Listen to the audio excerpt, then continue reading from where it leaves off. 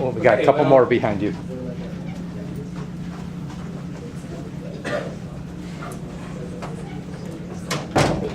So maybe I'll do the introductions. So we're here at the VA, and this is where I used to work for 25 years, just across the street there, and had the good fortune of working with a lot of people in spinal cord injury and other places, including Dr. Creasy, who will give us an introduction to the VA and be our host. So, Dr. Creasy, thanks for having us here. Sure. Well, welcome to the VA and to this particular building where we concentrate on people who've had injuries to the brain and the spinal cord. Those parts of the nervous system, the central nervous system, are really what control how we move, think, and eat, and do whatever we do. And if the brain is the computer, then the spinal cord is like the main cable connecting that computer to your body, sending signals out to muscles and other organs, and getting signals in so that you can feel special senses and any other kind of sensation. I think there may be some students who aren't aware of what the VA is, so it can give you a brief overview of that. Would be very helpful. VA stands for the Department of Veterans Affairs, which is a government department that's set up to look after people who've been injured after being in the military. If they've been in any one of the branches of the services, then they're entitled to get care in the VA, even after they leave the military, and even if they weren't injured in a battle.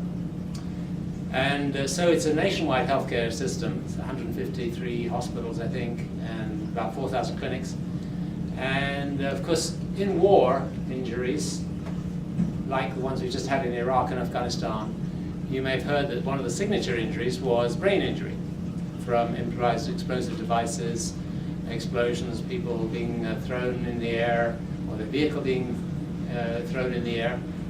And so even if you don't have a bullet in your head, your brain can get shaken around inside the skull like jello in a can. The other part that I just mentioned of the nervous system is the spinal cord, which is this cable that runs all the way down inside the spine. People sometimes say that the spine is like a string of bones, and your head sits on one end and you sit on the other. And so the spinal cord runs down inside the spine, giving out all these branches you see in yellow to control the muscles and take in the feeling, like I mentioned. So this building works with people who've had injuries either to the brain or to the spinal cord. And the particular thing about those injuries, as you probably know, is that they don't repair. If you have a stroke, you get a little recovery where other parts of the brain take over. If you have a spine injury, you get very little recovery. There's not much spare processing power in the spinal cord to take over. So this usually leads to permanent disability. If you break the spine here, you cut through all the cables that go to the legs and the lower part of the body. And so you're paralyzed from the waist down, and you can't feel anything from the waist down, you're paraplegic. The nerves to the arms come out here, just in the lower part of the neck. So if you break the neck above those nerves, then signals can't get from the brain down to the arms and the hands. And so your arms, hands are paralyzed, and you can't do anything. You're quadriplegic, or tetraplegic, which is the same thing. So those are the kind of injuries that we see here. They're usually leading to permanent disability. So it takes a lot of learning and education to learn how to have a good quality of life with an injury like that. It used to be in the Second World War, almost everybody died from these spinal injuries, from the various complications and infections that they got. Because there were so many injuries in the Second World War, people learned how to prevent those complications and keep people alive. So now we still have people come to see us here from the Second World War who were injured back in the 40s. Now, over time, by coming to places like this, people learn how to live with paralysis, how to live with a wheelchair, and all the other things that are affected. Because it's not just your arms and legs, it's your bladder and your bowel and your sexual function, your blood pressure, your sweating. And so you have to learn a whole new lifestyle if you are paralyzed. But you can learn that, you can have an excellent quality of life, you can work full time, travel the world, get married, have a family, and have an excellent quality of life. And as you'll see from meeting some people here. So really this is like boot camp for wheelchairs, learning how to live in a wheelchair.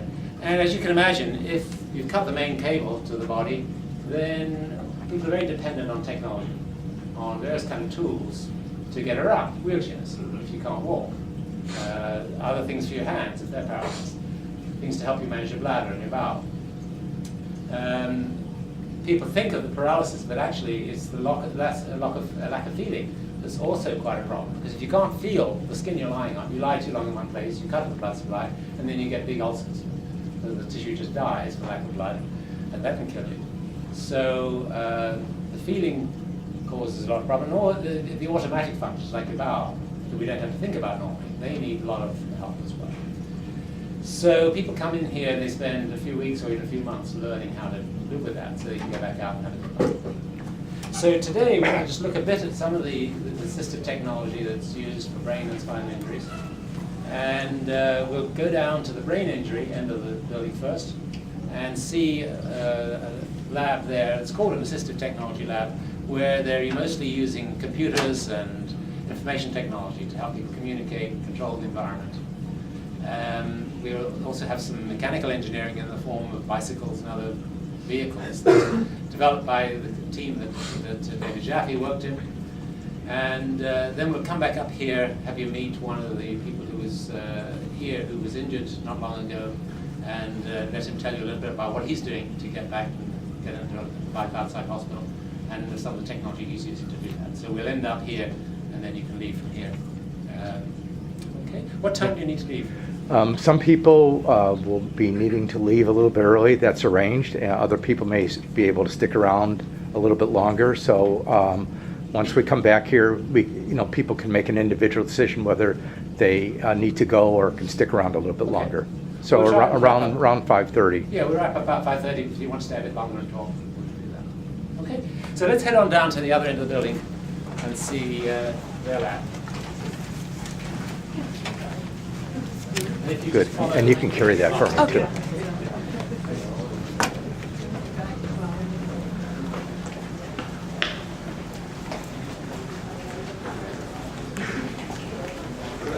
We're-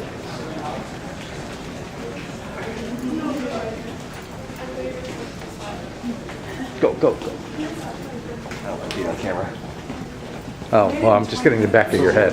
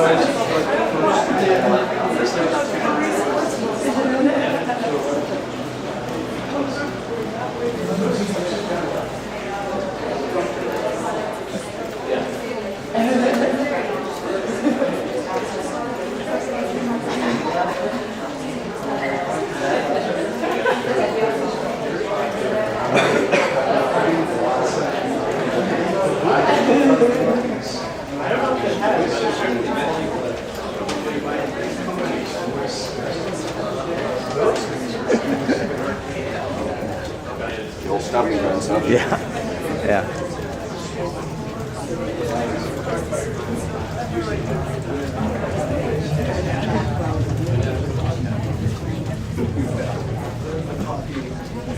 Oh yeah.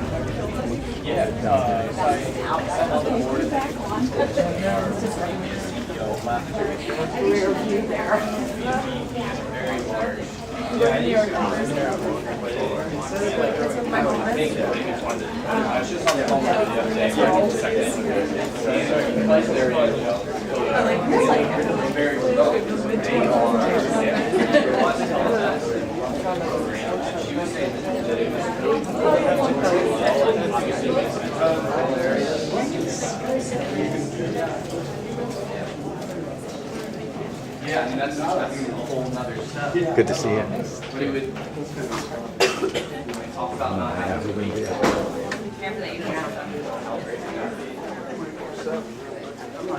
corner. Quiet group. Hi, Debbie.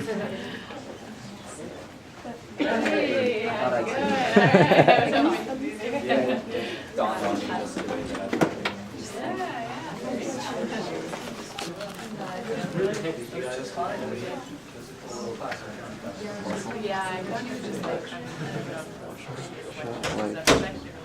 So, I want to introduce you to Jonathan. Dr. Jonathan Sills. How you guys doing? Here, and some of his staff who run this lab, and they'll tell you about it. So I'll speak very briefly, then I want to turn you over to the clinical team here because they're really great at what they do and can answer all your questions and show you some things. But this is the Assistive Technology Center here at the VA Palo Alto Healthcare System. We provide services across the healthcare system from a variety of patient populations. The areas with which the services are delivered, or the domains of AT Care, include augmented alternative communication devices, which you guys will have a chance to check those out, adaptive computer access, wheeled mobility, cognitive aids and electronic cognitive devices, environmental control units, and then also adaptive sporting applications. So, you know, we figure today's opportunity is to get to speak with the staff who provide the vast majority of the clinical care here, answer any questions, trial some devices, and you know, check things out. Sound like a plan? So I don't know if Evie, Karen, and Debbie, whoever wants to start. Sure. How much time do I have? Like So 2 minutes? I think 2 what we'll minutes. do is give an introduction, basic introduction, and Okay. then we'll split up inside, outside. Okay, sure. Okay. Sounds good. Okay, I'm Evie Klein. I'm a speech pathologist here at the AT Center. Too close. I'm Karen Parecki from Occupational Therapy, and I do computer access. I work with patients for wheeled mobility and powered mobility. I also do electronic cognitive devices and environmental control. Oh, I do stuff too, sorry. I didn't know we were talking about what we do. I specialize in augmented communication systems and also electronic cognitive devices. And I'm Debbie Pitch, a physical therapist, and I work with the Adaptive Sporting Program. And also, I don't know if you guys have seen the exoskeletons, we have one here. So Oh, we you do? Some gait training with those, with spinal cord patients as well as rehab patients. And then we also do some of the BioNest and the electrical stimulation with gait. So, Oh, that's new stuff. it's not new, but it's been around, you know, it keeps getting up. No, I mean here, Oh, newly acquired. Newer. the exoskeleton is definitely new. Yeah. That's the big, Okay. it was actually donated to Spinal Cord, so Oh, we're very excellent. excited, and we've been getting some good results with it. So. Excellent. Okay. All right, so we can divide up. Okay. I'm gonna take a group outside. Okay, so everybody on maybe this half, you're close to the door, go outside. And have a lot of fun. And then we're gonna switch, so everybody gets to have fun. Well, there's It'll be fun in here, too. fun, yeah, exactly. A different kind of fun. Different kinds of fun. Okay, it's fine. Good. I'll stick with you So guys. we have a bunch of things set up if you guys want to just jump on and try. We do a lot of low-tech to high-tech things. So for instance, like computer access, we can do something as simple as using like a speech-to-text software or an alternative mouse like a trackball or ergonomic keyboard, to something more higher tech like using this as a head mouse. So it uses an infrared camera and a dot, and that tracks your mouse movement. And then you can use a switch or a dwell function to activate. We have keyboards for people with lower coordination, different mice. We have mice that you can use with your feet, which are set up here. I have Foot mouth mouse. mouses, which I do not set up because it requires a hygienic straw. So, but you can, so there's always gonna be a way you can access it down to eye gaze, which Evie can demonstrate with you, that you can use for both your speech device or your computer access. So we have that set up for you. We have some cognitive devices. I don't know if you've heard of the Smart Pen that records as you write, and then it syncs what you're writing to the recording, so you can play it back anywhere in your lecture. So I haven't told the students much about environmental controls, so it'd be Okay, good if that's you where I was just explain going that. next. Excellent. So environmental controls, which the new term is electronic aids to daily living, are ways for you to control your environment if you have some type of a disability that you can't control it the traditional way. For instance, you can, if somebody wants to hit that little yellow switch that's behind that box that says Blue Ant on it, or Blue, Bluetooth, whatever. Well, that one too. Put it again. So that is an example of, that is a robust environmental control system, and you can hear a lot of the things it's telling you is what it can control. It can be voice or switched activated. This one is not currently trained to anybody's voice, so we have to use the switch. When it says cancel, go ahead and hit it. Or there's like the little box right next to it that has another yellow switch that's just plugged into the lamp. So that literally turns a switch lamp to a on-off by, or a twist switch. You can use it for that, on and off. We have things as simple as larger button remote controls for people with poor coordination or poor vision. We have switch activated remote control, so if you can't hit a button, but you can hit a switch. And your switch you can do even like your knee, your foot, your head, gives you a lot more options to control the environment. Boxes like that one, we have a couple different kinds that are over here. You can't really tell what they are, but that one that's on the mount up there with the little microphone on top, and the one that looks sort of like a phone, the gray thing with the light. Similar to that, but some are computer-based, some are not computer-based, depending on how they work. You have to voice train them, and they can do things including opening doors for you, turning on lights, adjusting your heat, adjusting your bed, head of your bed, all that by switch or voice activation. So it takes away any need for your hand function to do that kind of control. So those you can kind of play with, but you can't really do a lot with because it needs, a lot of it's infrared and line of sight, and there's too many people in here and too many voices and noise to activate them. But you can play with the switch part of it. Maybe talk about the speech board. That's where Evie's going. No, I mean, actually, the manual just- one behind just it. Just hopping on the, Okay. on environmental control. So some of these communication devices, these sort of high-end ones, also have environmental controls built in. So you can use your eye gaze on this, for example, to turn on the TV or other electronics and turn it off and control it essentially. But with speech communication aids, augmented and alternative communication, we also have low-tech, ranging to high-tech. And so this is an example of a really nice, this is rather large. I wouldn't issue this to someone unless they really couldn't use their hands, but this is a good example. I like showing this in front of groups because everyone can see it, but it's called an AlphaCore board, and all these words are really common words that you might use in a sentence, just in general interactions, and it's all alphabetical. So someone who might have trouble pointing to it because of some fine motor problems, we also issue laser pointers. Okay, so you need very little movement. You can't even move your hands. These are actually designed to be mounted on eyeglasses, so you just access it using your head movement. Okay, another example of, and these are different examples of various commercially available communication boards. This is something called a Megabee. It's also, it's not charged up, but you get the idea. If you're talking to someone else, you're trying to communicate to someone else, you just track their eye movement, and then you can, they can spell out words. These can also be programmed for specific messages too. So, because it's the same on both sides. And then we have also, more basic things like portable voice amplifiers. If someone has a very breathy voice, they can still use their speech, but it's not super functional. And then more high-tech if someone has completely or nearly completely lost their ability to speak and communicate. We might go to a system like this, an iPad, or a system similar to that. And we have a few examples. There's a Tobii over there as well, the black or white device. These two are eye gaze activated. You can also activate it with touchscreen and other alternative access, including like a head mouse, standard mouse, or just touch activation. But this is set up for eye gaze. And then what we also have here on the iPad, we have some communication apps, and it's also set up with our Bluetooth switch. So you can sort of play around with it and get an idea of what it's like to use a switch with an iPad. So I suggest that people stake out a station, and Karen and Evie will get them set up so you can give you a little bit of instruction on how to use it. So a lot of it's sort of self-explanatory like that. You see, you're moving your cursor and then you have your select button. That makes you want to switch?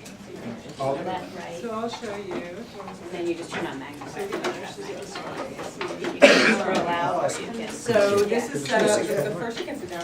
Thank you. Put the glasses Set on. up for the Now you first see your one. green, now your The head white movement is switch moving is that set cursor. up So you can just take this and use this as your switch for And your single or the double yellow click. one is set up. And you can the also one do it set as a up to dwell full. setting, but that takes longer. So- It's nice where you just kind of dwell on it. Okay, So and go then ahead and use so the let's whole say if you want internet, this, so yeah, see that if red you one is. can bring your head down to there. I think you win. I think you win for today. Do a quick double click. And predictable is it's a good example of a really, you Should know, open. basic functional Okay, that one. communication. So you swap things out This and one then. is connected, it should be connected to the internet, but our signal is not so good today. All right, so. And then if you need to calibrate it, you go to And then you each can do all edge sorts of of things. You the can, thing, actually of the have a screen, and it synthesized helps voice made calibrate out it. of So your you own can, voice. like, if you can't get to the right, go all the way to the We don't have left, any on there. and then it'll allow you But to you get can back to switch it. it. Karen, can you give us a sense of the cost of some of these devices? This is about $1,000. If you use it with the software, Yeah, it's although about this can be 12 set up $12 with, a device like this can be set up with eye gaze. It A can be set switch, up. you You can can a mouse like this is about Use your head mount. $340. I ordered one yesterday, This so I know will that pop up. specifically. Pretty much. The foot mouse, I don't remember exactly how much it is. Okay. But like Dragon software is about You mean just attach it to a $120. keyboard? Oh, this is nice. have a keyboard to I like the Yeah, and it slow. slows it down. Yeah. You know, there's always the Yeah. ease of access center in your Yeah. computer. Yeah. You can change the Exactly speed of your that's, mouse, you then know, you can gonna be change the the case, then keyboard, we you would know, probably key recommend rate and all that that kind of because stuff. My coordinates are so. It's also a lot you know. cheaper. Right, so this is great This for is someone who kind fixed. of Compared poor to, hand you function know, or $500. coordination. Yeah, Bucks. yeah. So this 330 comes with a lot of bells and And whistles. how much, Yeah. Bob, how much for the eye gaze, the eye gaze unit An behind? eye gaze system like this, Oh, you have to you have have a easy, keyboard? easy, I think they're Oh, about, yeah, so that's, $8,000 or that's one $10,000. keyboard. You have to check with EV. That's what, Okay. oh, I'm sorry. You can get a standalone eye gaze for your Yeah, PC so if you want any laptop, that's about novel, $3,000. phrases, you would type it in here. Yeah, so this is actually commercial stuff. They're trying to buy. They would like to try. I don't. Skeletal But it's actually special paper, and so it's recording your movements on here. So when you can actually upload this to a computer, and it would show you a screen with all that stuff on it, and convert it into computer text, and it's also recording audio as you go as well. So some people use this, as students to take notes. Yeah. Evernote has something like this as well. I think it may interface with this. Go ahead. Yeah. Yeah, it's a little fussy, but it's not bad. Yeah, it takes, anything takes a little getting used to the first time you use them. But users become really fast with it. First thing I like to do though is like step on the mouse. Are you taking pictures with your camera? Just don't do anything. Because like the shutter speed's a little slow. This one. I'm sorry? The shutter speed So this is a little works slower. by, if you Oh, have okay. fine motor coordination, All say right. you want to type an H, green to H. Oh, so Or you want to type an orange, yeah, it's combination. To get your A letter. very specialized mount also in telescopes. Similar to that eye gaze thing, where you choose your color and your letter group. pretty fast. Once you get the hang of it, yep. You can pull up a Word document. You can just like- Actually, if you The could, software actually is on the. you know, I'm gonna move a little bit closer. This is a really good mount for, here, why don't you move your feet This one, forward? we may not have the software. It's a really good mount for if you're working with a patient who's bed I have bound. not had It's not, any oh my goodness, you're already. All right, so just look over. Whenever you see a beach ball, just look over.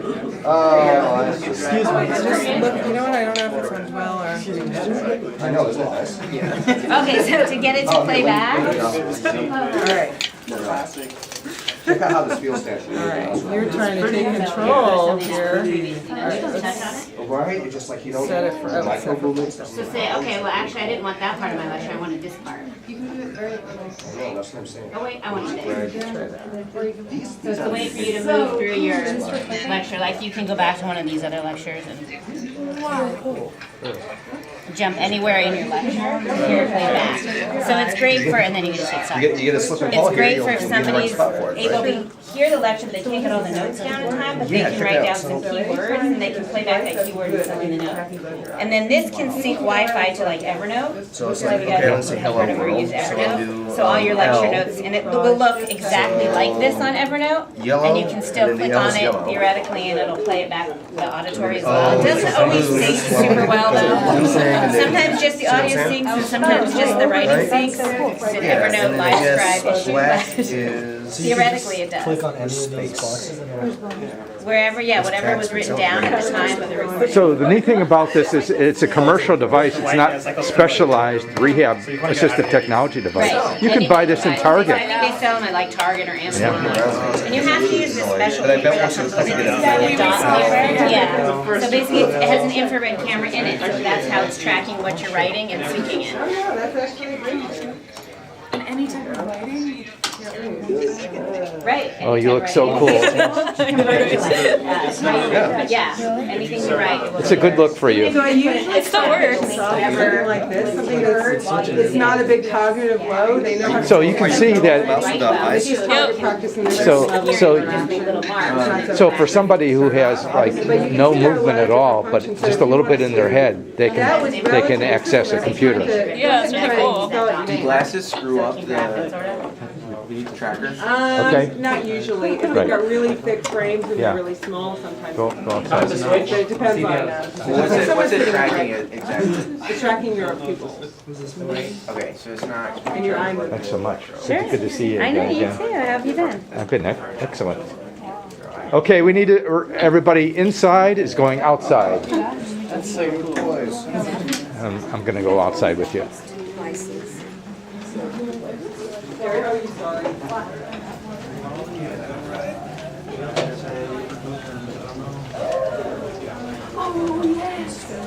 You showed us these pictures of here, right, from last year? That's right. It was right here. And it looks like they have some new stuff.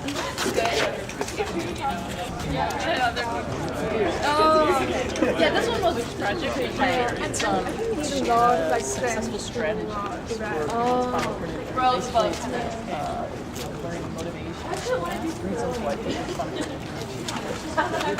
Debbie?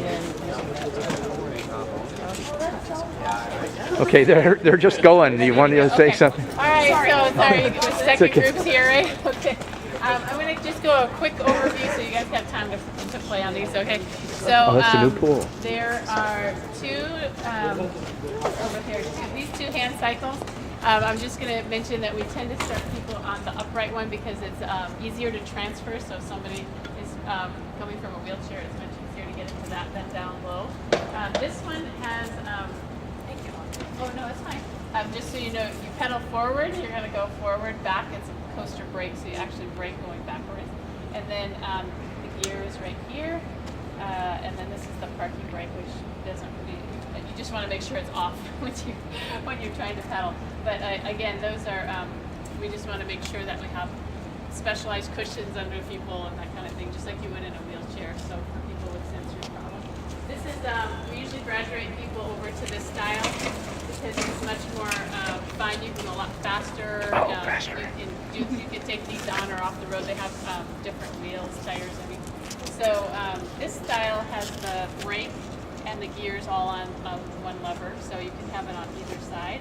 And this one also can get a little bit recumbent, but they make these like for racing, so then they're all the way recumbent where people are really lean back, which you guys have seen before. So let me ask the students a question. Why do you think the motion is like this rather than like that? Straight line. No, I'm not talking to you. I'm talking to students. Students, anybody have an answer? Think about the torque curve when you're doing like that. You get it now? If you do this, the front, you're steering as well as propelling, and so you're going to be going like this if you're going alternate like that.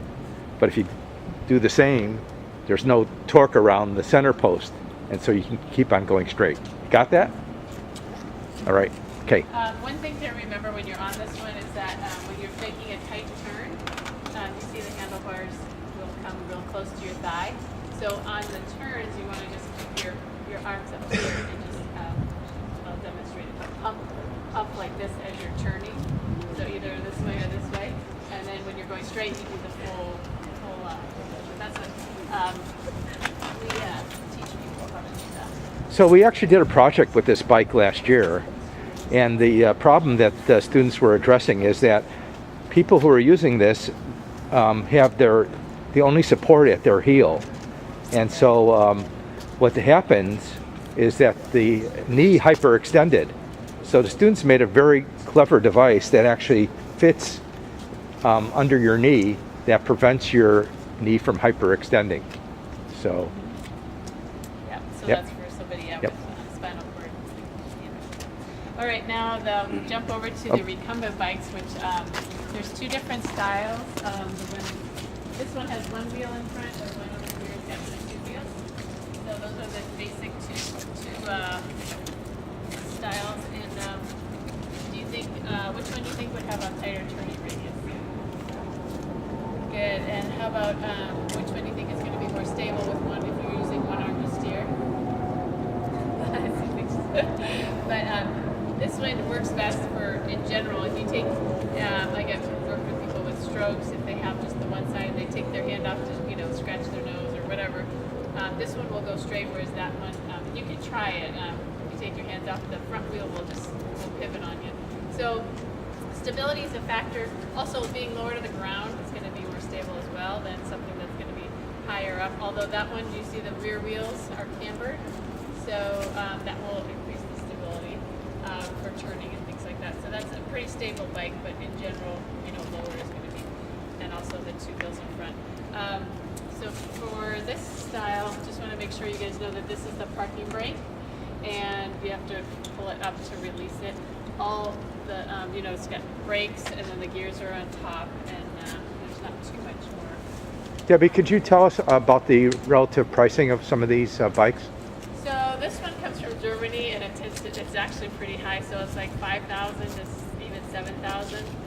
If you're getting it customized, like let's say all the gears are on one side, or if you're I had one that's like got a back pedal brake for somebody who can't squeeze the brakes and things like that. So yeah, I think you get up to 7,000. These are about 3,000. But they hold up really well. Like people cycle we had a group that cycled from here down to LA on these. Wow. Roughly veterans. So they can go long miles, a lot of miles, and they're very durable, lightweight too. And then the last thing I'm just going to go over is the chairs. So for these, can you think of a reason why someone would need like a seat elevator? I'll just show you what this one does. If they're really short. Yeah, if they're short, but any other, what's the functional benefits of having this? Yeah. When you're sitting at a table, it's too high. Yeah, usually, so different tables. How about in the kitchen? Anything you can think of that would be useful? Cabinet. Good, yeah, trying to reach for objects, or even in your closet. And then it being attending the stove, it's better to be up higher. Yes, exactly. And being at eye level, I think, is also a big thing that, I think shouldn't be overlooked, but that's important.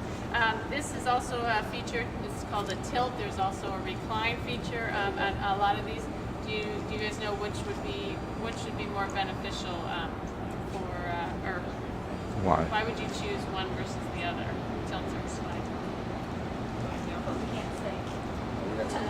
We're not saying you know. I mean, in an ideal world, you'd have everything, right? But if you had to choose one, let's say if you had a spinal cord injury, which one would you think would be more beneficial? The tilt in space. Okay. So. But I know why. I know why. So when you open somebody, well, there's a reason for that though. Why people want to open up into the recline position if they have to do self-catheterizing or things like that, or if it also helps with some range of motion, but we don't usually get it for that reason. But the tilt, so when you go up and down like that, the positioning gets all changed as you kind of slide down in the chair and then you come back up. So the tilt holds your position back, so you can see how this angle is not changing. So it's going to hold that position. So it actually is much better to keep them, if they have any problems with positioning, that's a much better option. And it does take the relief off the backs, buttocks area. And then the most important piece is also looking at the cushion and making sure that it's pressure relieving for this individual. So they make them out of air, gel, different types of foam densities, and a lot of different materials. But again, what's good for one person may not be good for another. So we actually have pressure sensors that can sit them on and see if it's really doing what it's supposed to do. So, all right, I just Well, want one more question. One more question. So, would the VA normally prescribe these for veterans who want to? So not do this? everybody can get one of these. Yeah. But, What's the you have to have a criteria? physical impairment. So you know, like they say loss of limb, which doesn't necessarily mean physical loss of limb, but you know, loss So of use limb of their function. limb. But also, they have to demonstrate that they are physically active for like we actually have them do a 3-month exercise log. They also, I mean, for someone with spinal cord injury, it's easy to see the physical benefits for bone density and all the exercise benefits for their cardiac and all that stuff. But, you know, that's easier to justify, but we have to have a medical justification. So we just don't, a lot of people who have back pain just say, oh, I'd much rather rent this than being, you know, on a regular upright bike, but that doesn't fly, at least in the VA. They'd have to pay for it. This can go up to $40,000. I mean, these are really hot. These are made for people who have, let's say, ALS. Also, you know, they're very, very high tech. So these are very expensive chairs. Yeah, insurance doesn't cover much of that. Okay. Oh, maybe not, but at the VA we're lucky. But I want you guys to go ahead and jump in and try out. Actually, Oh, is it time? time to. Oh. No. okay. People who can stay can stay and have fun, and people who need to leave, Dr. Tracy will show you the way back. Yeah, and the way back is down this long corridor Yeah. that you came down. And then I'll you come right remember to that. Okay. Okay, so jump on a bike or a wheelchair, and by tradition, we're going to be going counterclockwise. Get on. Come on, this is your chance to have fun.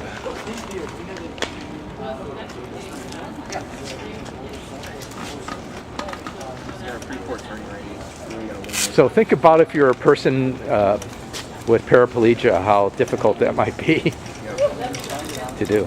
Wait, how does it disinfect? Oh, here are the brakes. No, this way. Yeah. I can't go backwards, can I? Okay, well then you're gonna play bumper cars. Nope, there's no backwards. Okay. It's like, to break it up. That sucks. I would have bought one of these. Well, that's if you want a photo. Go. Don't look where you are. Look where you're going. Yeah, good. All right, now we got him going. Yeah, you do. Except for Andreas, he's bucking the crowd. Yeah, keep going clockwise. You look like you're on a mission. It's great. Uh-oh, you're having too much fun. But it's not easy. But you're enjoying yourself. Yes. It's also possible that we can I think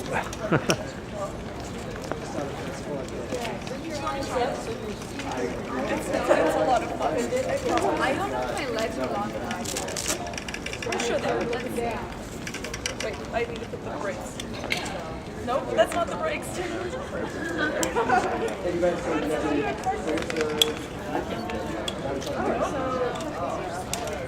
Oh wait. Jenny, get on one. Have you been on one? Have you tried it? One of these? Yeah, I've tried 2 of them. Oh, okay. This is really fun. Yeah. Did you try? No, I'm the cameraman. Okay. All right.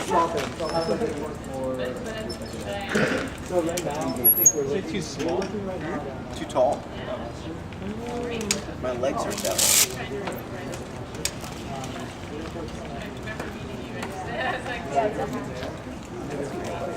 Andrea, have you tried one of these? Come on. Okay. No one's trying this? I want to get on Okay.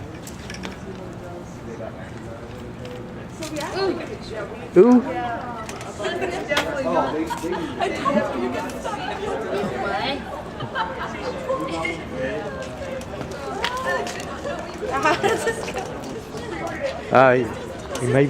You may be a little short. Okay. Okay.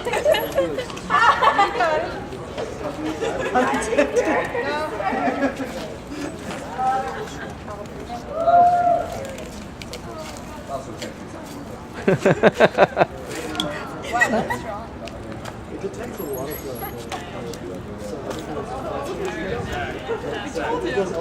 We're glad you tried it. This is great. Yeah, exactly. Exactly, so you won't even detect Try this one?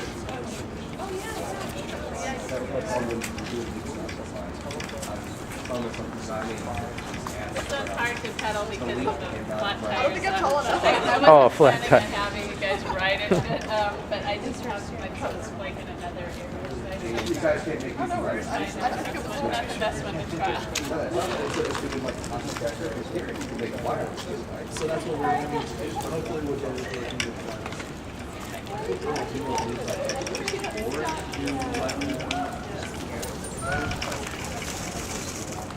How are you doing? I'm excellent. How about you? Everything under control? Yeah, With- definitely. It's kind of, like you said, my role's expanding with the Oh, that's use good. of exoskeleton and a lot Oh more yeah. the So walking which kind of exoskeleton? We got the Exo. Okay, we had I saw you had somebody yeah, talking about it. yeah, last year and this year, and we had Yeah. Fernanda, one of the people that comes to class. She, is a test pilot for them. So they had a classroom full of people, and she gets in and gets up and walks around. That was It's pretty pretty awesome. amazing, yeah. Pretty awesome. I definitely like them, and I think more and more people want to have something like that to go home with.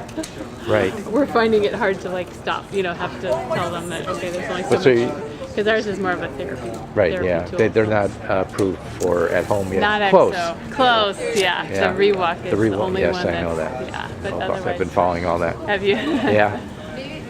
Yeah.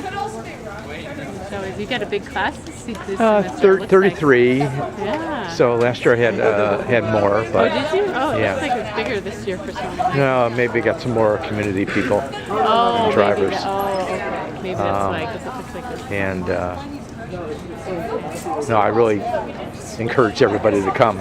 Yeah, no, that's great. I know it's nice to have time to actually Right. play on them. Yeah, So I felt bad. it's a lot Like, better oh, than being shoot. in the classroom. I didn't have, yeah, didn't have much time to give them much time to. Well, the first group had more time to actually. Yeah. Well, I didn't want to deny this group a chance. Yeah, I know.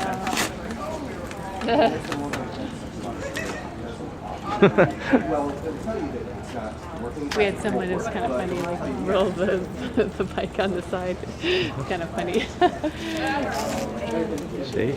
Yeah, they got the hang of it. Oh, At least it's it's a dead end down there. But dead end. now you get to see how hard it is to turn. Yeah, the pool's new. Well, no, I mean the only way to do it is to actually use your wheels, like you would have a wheelchair, or it's down. Yeah, that's the best part. It's really hard to start tight turning radius, but yeah, the other. Oh, you're an expert now. Nice job. Yeah, I used to be So, how do you ask for system memory in the database? Mongo or something? No, you have to be a little bit more subtle with the control. Those can be programmed, by the way.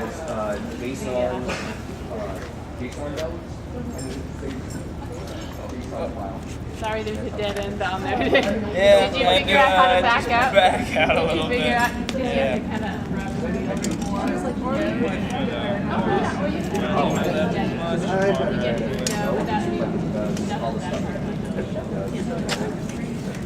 And it stops on a dime.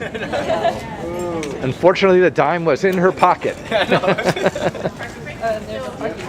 Oh, just push this thing, right? Yeah. Or was it, no, it was this thing. So I was thinking, yeah, for our photos, we should just like And then the game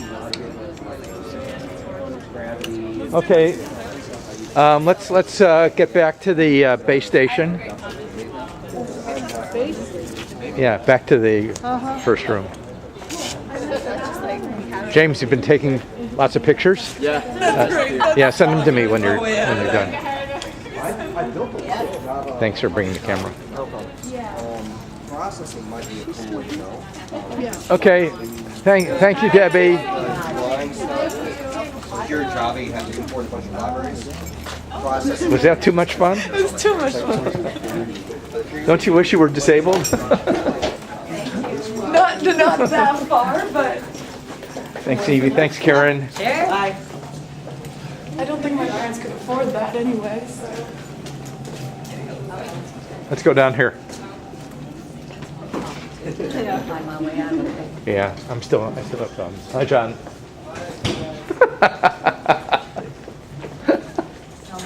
Gosh, you're still here.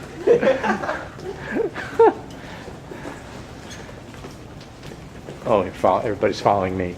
So, like, so I just want to point out something. So, use your X-ray vision to look in here. There's a driving simulator that I worked on, 9 years ago. And that's too much fun too. So the idea for that was to have a way to assess people's driving without actually having them get on the road after a brain injury.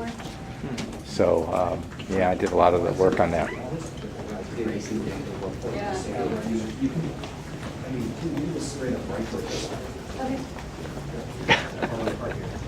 It's funny.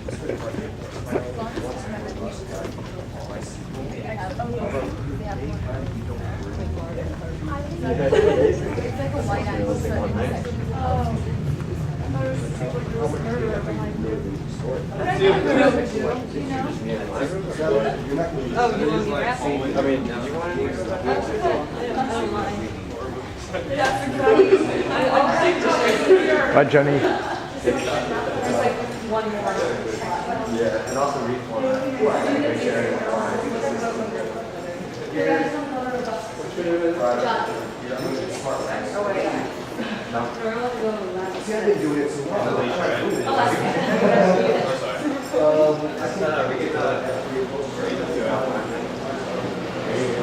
So I want you to take a look at these tables here. They actually retract up to the ceiling, and so it's empty underneath, so people in wheelchairs can get in. So let's see, where are we? We're over here.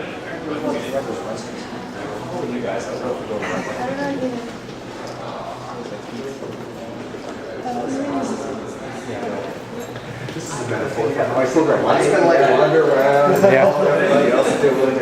Oh, you're right here. Dude, that's cool. You guys got to keep more up here. Like, I have no idea. E-wing this way. We got to run, but Okay. thank you so much for signing us up. I really Okay. enjoyed the bikes. Okay, I'm glad. So people have to leave. This is the exit. Maybe there are still people in the E-wing room that we can visit. They might have somebody who's a veteran patient talk to us. Not sure. Let's see if I remember any.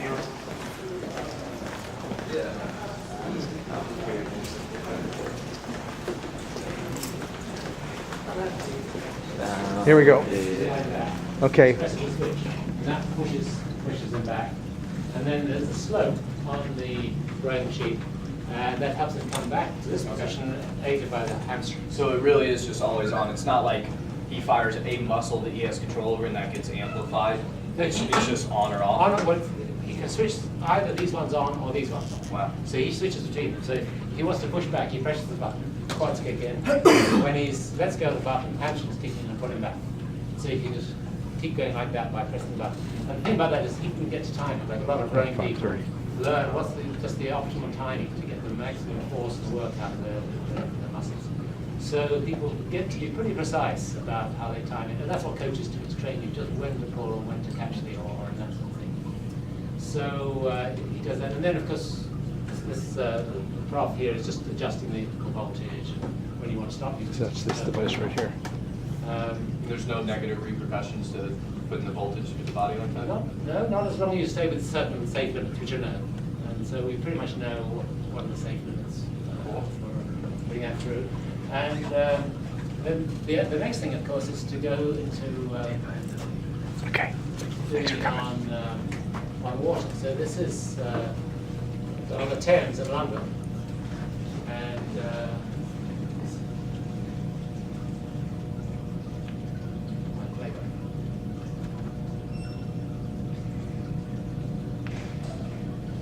let's see what plays on the screen. Hang on.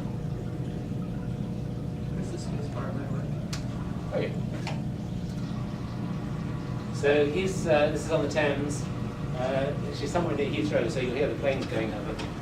And he has a little outrigger that stabilizes, because he hasn't got the same balance.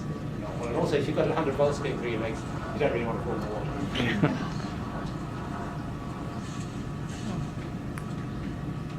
So his legs are being stimulated to Yes. to give the Quadriceps to extend quads. his knee, Yeah, okay. hamstrings to flex. How does it keep his knees from locking? From locking in that position. Right. They could lock, but I think the hamstrings pull them back again and bends his knees because it turns on the Okay. And you can see him in some of the, I think we have another one here, putting it all together. And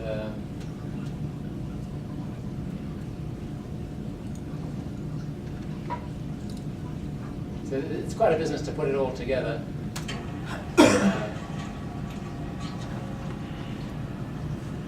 He gets in the boat like this, and obviously his legs are completely paralyzed, just to put them in, and then wire himself up, stick these pads on, and avoid falling in. There's the same kind of thing that you're strapped to keep your legs going in a straight line, because you Yeah. can't control as they're going around like that. It's a strap on. And then you stick on these adhesive pads that conduct electricity on the skin. Actually, they're just taking a switch on the hand. It's a push button, so he can time the. Oh, I see. So does this result in increased muscle mass and Yes, things like and that? more importantly, increased bone density. Bone density So Dr. and circulation? Gray is measuring that. They've got high-resolution CT scans. Okay. We can measure the amount of bone and determine whether you can really prevent or reverse bone loss. Because a lot of people, after being in a wheelchair a while, they lose so much bone that they can break a leg very easily. We had one guy who was trying to do yoga, and he just crossed his legs and broke his hip. That's the trouble. That my colleague at the VA is going to be teaching yoga here. Okay. Betty Troy. I don't know if you've heard her name, but she was about to get a position here to do that. Well, people who've been paralyzed a long time have to be pretty careful Yeah. about breaking bones. Just by- Right. Like Christopher Reeve, you know, he broke he had a broken leg. So part of this is staying fit for the future, because the patient who I hope will join us, he's young enough that he figures within his lifetime we may have stem cells. Right. And that if you could he wants to be a subject in a stem cell trial, have stem cells put into his spinal cord to try and reconnect the nerves that run down the spinal cord. Like I say, when this cable is cut, normally we can't repair it. But I heard there was a foreign team that had succeeded with mice recently. they've got some with mice and rats down in UC Irvine. They had some success with rats. People are now working on monkeys, and we're planning this year to start a trial here on humans with a company that's founded by people at Stanford. Stanford has an Institute of Stem Cell Biology, and they spun out a startup company that is planning to start a trial here in the Bay Area, between here and Stanford, this year. And so we are planning to work with them and find people who are interested and suitable. And this guy who may join us at this time, he wants to be one of the first subjects. It involves operating in the spine, opening it up so you can see the spinal cord, and then injecting the cells right into the spinal cord. And then the hope is that they will They may grow and make connections, or they may produce other chemicals that cause the existing cells to grow. But there's a whole lot of steps you have to go through to make a spinal cord. If it's been hit by bone and crushed, then you're really trying to grow a new spinal cord. So it's not just a matter of putting in new cells. They've got to grow in the right place. They've got to make connections. They've got to work, and you've got to avoid the body rejecting them. So you may need immunosuppressant drugs. So it's going to be a while, but I think Stanford is in the forefront of a lot of this, and California is, because you may remember Proposition 71 a few years ago, when George Bush Jr. was the president, and they limited the amount of federal funding for stem cell research, and California passed this resolution to say that they would do a ballot initiative to raise $6 billion. And they committed to spending the $6 billion, or $3 billion of which was interest on the loan, but $3 billion over 10 years, which is $300 billion a year. And they're actually making it last longer now. So California is positioning itself as the stem cell state.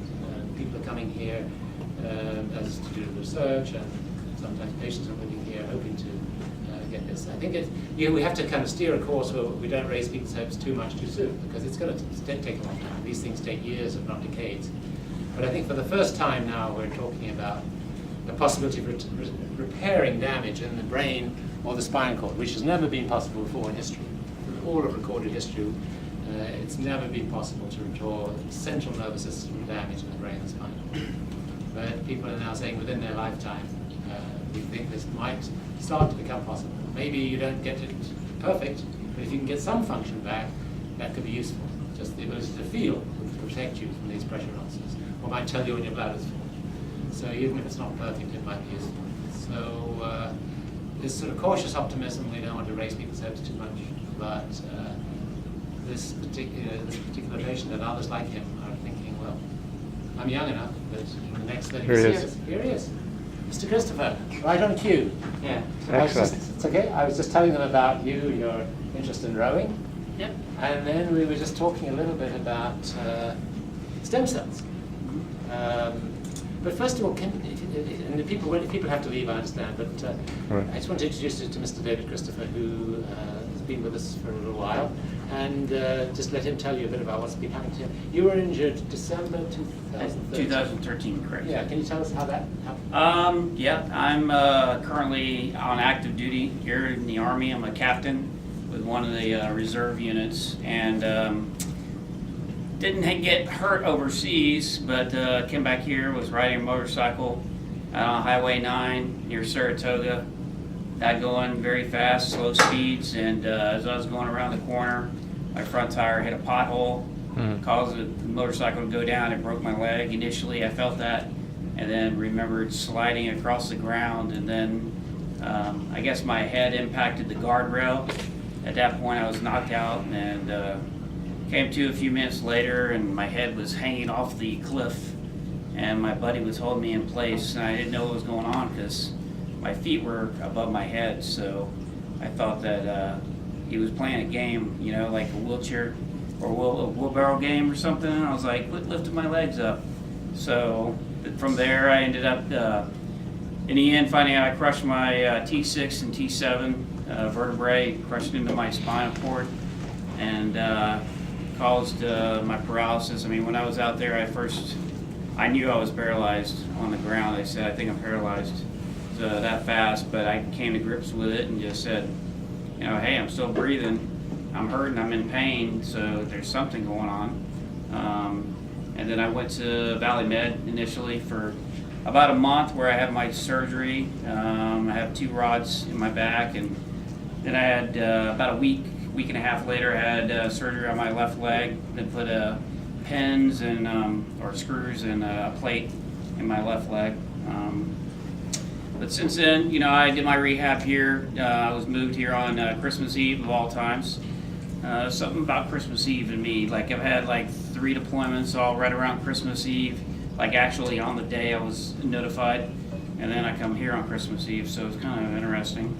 But I did my rehab here. I was here till March and then left. But since then, I've just been trying to keep positive and the positive outlook and keeping in shape. Work out at least, you know, at least 4 times a week on the most part. unfortunately, I'm in here for a little bit of playing around with a heating pad and not knowing, and it fell down below my back and it burned my back to basically a crisp, and had to get that surgery on that done here. So, but I've been talking with Dr. Creasy and with the research group here, and started in on the FES. I met Robin Gibbons when he was here, and it's pretty fascinating. It's interesting how this can help, to increase the bone density in your legs. So we started off until I got my injury, doing some of the conditioning portions of the research, which is, putting the stem on your legs and having your legs extend for 5 seconds and holding, and then releasing, and then the other one popping up for 5 seconds and then releasing. And I did that for 40 minutes before I got, basically told I needed to come in here and I need to stop for right now. I have done also FES bike, which is the same thing as using stem on your legs, on your quads, your hams, or your glutes. We also put it on your abs, as well as the lower parts of your legs. And that causes you to pedal a bicycle. And I did that for about an hour. I do have one of those at my house now that they're allowing me to use. It's a pretty pricey piece of equipment, so they want to make sure that you're actually going to use it, not just get it and throw it in a corner. Sell it on eBay. Yeah, $18,000 is what I'm told. So, but it's a nice piece of equipment. I'm glad to have it. It also has the hand cycle, but it doesn't have the stem for that. I don't use the stem for that because obviously I have full use of my arms, and I do.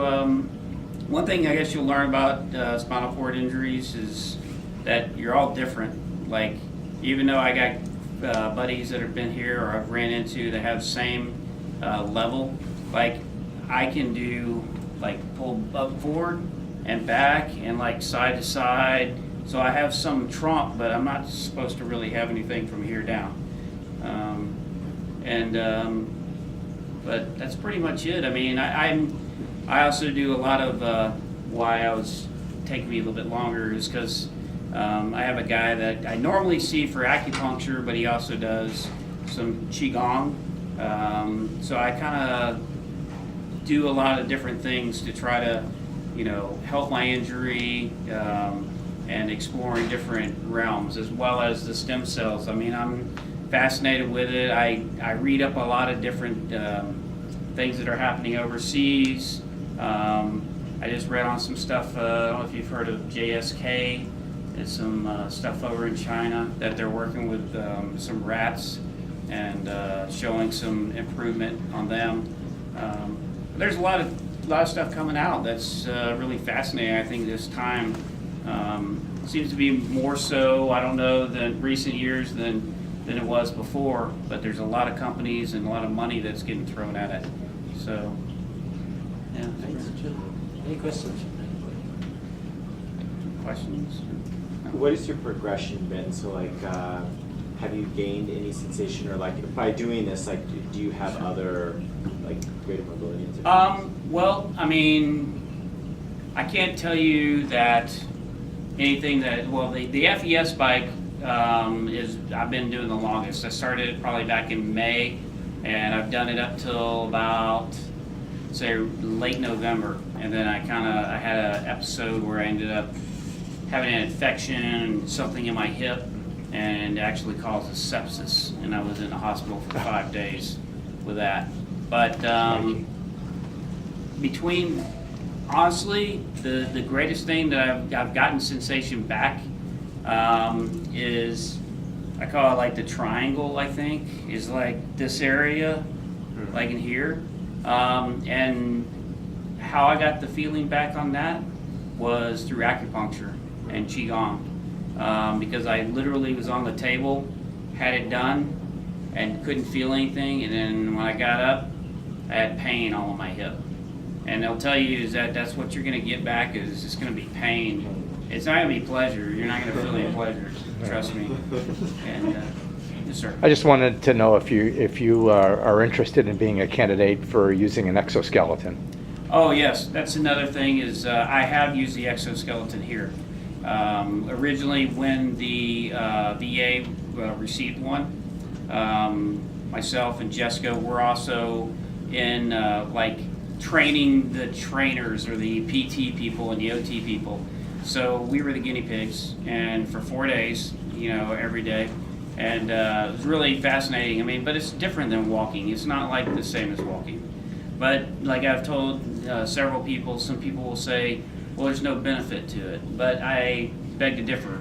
First of all, the circulation of your legs is increased because your legs are warm. Because typically you go from your kneecaps being ice cold, like, I mean, literally like ice, to, I mean, it was completely warm.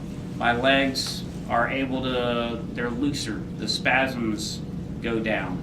And as well as, I mean, hey, you know, you're up walking, you're on 2 legs, and psychologically that's a huge thing for anybody that's in a chair that you can't have anywhere else. So there is different technology that I've used. There's also another system out there, it's called the Rewalk system. Yep. I haven't had the opportunity to do that yet. They have one at Project Walk over in Fremont, which is something I was going to look into once I get back out. But you know, I'm open to whatever I have to do. You know, luckily, I mean, I'm in a better situation than most because I still am on active duty. Mm-hmm. I still get paid from the Army, at least for a little bit longer until they finally decide to, hey, you need to go because we can't use you anymore. But I've got over 25 years in the Army, 3 deployments, you know, Iraq, Guantanamo Bay, and also Desert Storm, way before any of y'all were probably born, I guess. Not me. Obviously, yes, sir. But, so, I mean, so I have a lot of years in, even though I look pretty young usually. So, I mean, your strategy is to try everything. Yes, sir. Yeah. Yeah, whatever's out there, I'm Give it a open try. for. And, you know, right now, currently, I mean, money is not kind of like an option. I mean, if they said, hey, it's going to cost $1 million, I'd probably go find a loan. But, but you know, I mean, I'm open for whatever there is, and like the stem cells, and or whatever. You know, I'm not scared to try anything. I mean, except for the guy that's the extreme wheelchair guy on YouTube. I don't know if you've seen him. He's like doing like ramps and stuff like that. I'm like, hey, I already got broken back. I don't need a broken neck. So yeah, I'm not doing that. But I will go parachuting or someday. Okay. How about skiing? Yeah, absolutely. I'm scheduled actually to go to the winter clinic that they do over in Aspen in Colorado. Yep. In the end of March, and I'm really excited to learn how to ski on one little ski and like sticks or Yep. whatever. But I've got that coming up, and then we also have the wheelchair games, which is VA sponsored in Dallas, and they do all kinds of different things. I don't know all the events yet because I haven't seen all of them yet, but that's pretty fascinating, interesting. There's also the Valor Games is coming up to VA sponsored thing over that's here great. in the Coast Guard Alameda, so near Oakland. But yeah, there's a lot of different opportunities out there, and I just, you know, anybody that's in this, you know, I encourage to try to get involved. And there's so many people here that don't, and it's unfortunate a lot of times people are either they think they're in so much pain and all they want is more drugs. And like for me, I refuse to take any narcotics for the pain. I don't take, I do have nerve pain, which is basically, I mean, it's like pins and needles all over your body and like your legs and your glutes and the back of your legs and down to your feet. And I don't take any of that medication for that. I'm down to like, I take like 3 or 4 different medications, and that's it, from where I used to take over 20. So, you know, I just, I don't believe in drugs. I'm gonna do the natural, holistic kind of, approach, and for the most part, it does pretty good. Yes, sir. How much say do you have over the treatments you get versus Dr. Creasy, for example? I mean, do you have to clear it with Dr. Creasy if you wanted to do something either in the VA or outside? I mean, Well, if it's stuff here at the VA, I mean, like the treatments that they have through the PT or in the docs, I mean, they all suggest a lot of stuff, what we can do or try.